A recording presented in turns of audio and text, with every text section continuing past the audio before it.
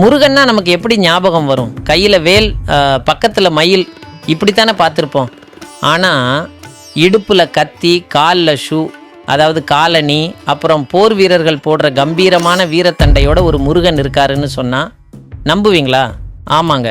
நம்ம ஊர் மதுரை மாவட்டம் உசிலம்பட்டி பக்கத்தில் இருக்கிற புத்தூர் சுப்பிரமணிய சுவாமி கோயிலில் தான் இந்த அபூர்வமான முருகனை நாம் பார்க்க முடியும்.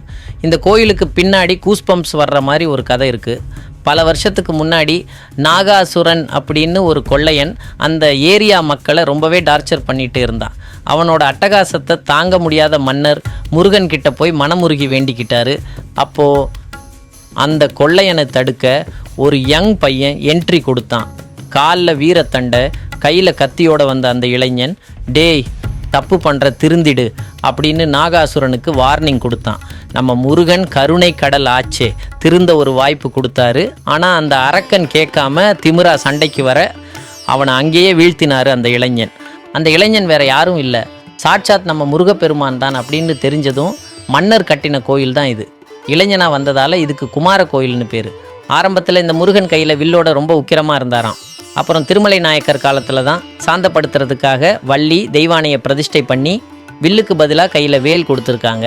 இங்கே இன்னொரு பெரிய ஆச்சரியம் இருக்குது, அதுதான் அகத்திய லிங்கம்.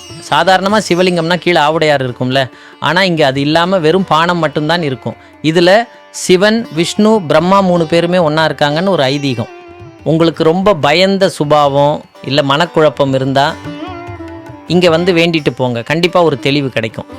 நினச்சது நடந்ததும் முருகனுக்கு பாலாபிஷேகம் செஞ்சு வஸ்திரம் சாத்துறது இங்கே வழக்கம்.